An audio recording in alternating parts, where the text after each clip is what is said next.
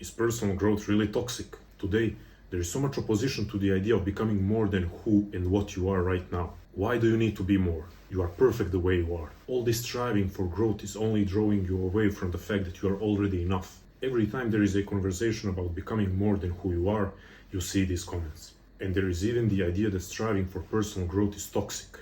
Not only are you harming yourself, but you're also offending other people by stating your belief that we should strive to improve ourselves. Now, hear me out. I am perfectly aware that constantly striving for improvement can become an unhealthy obsession and lead you further away from fulfillment.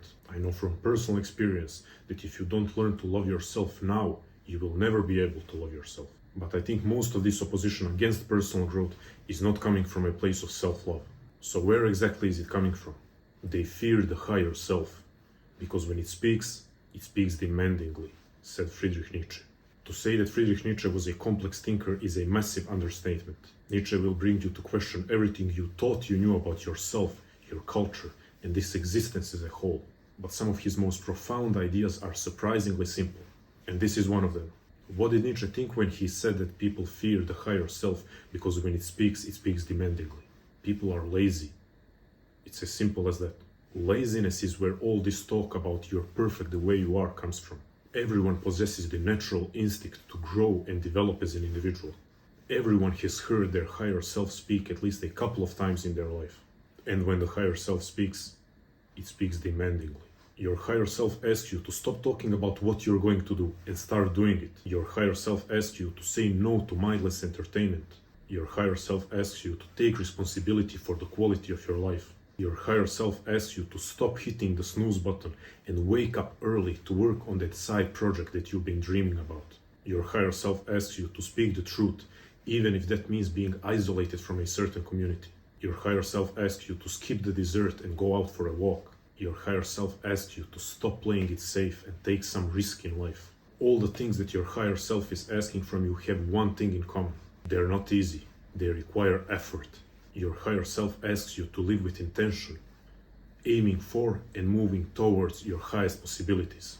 If the concept of higher self sounds too mystical for you, maybe you could acknowledge the widely accepted psychological concept that all human beings have a shared tendency toward actualizing their highest potentials, that is, self-actualization.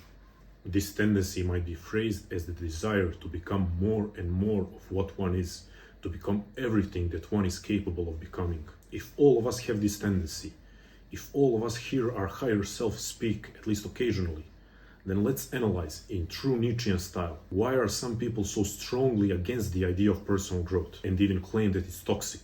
Let's say that I've been continuously ignoring the call of my higher self. I gave up on my dreams. Why? There is only one real reason.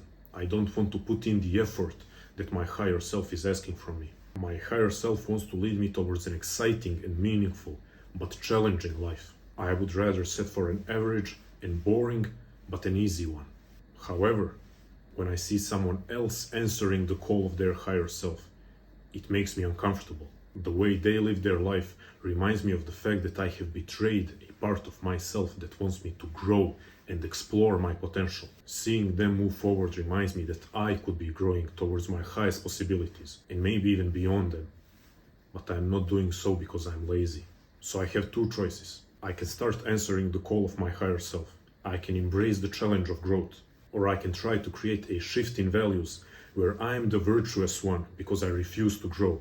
I can try to hide my laziness under the pretext of wisdom, self-love, acceptance, and even spirituality.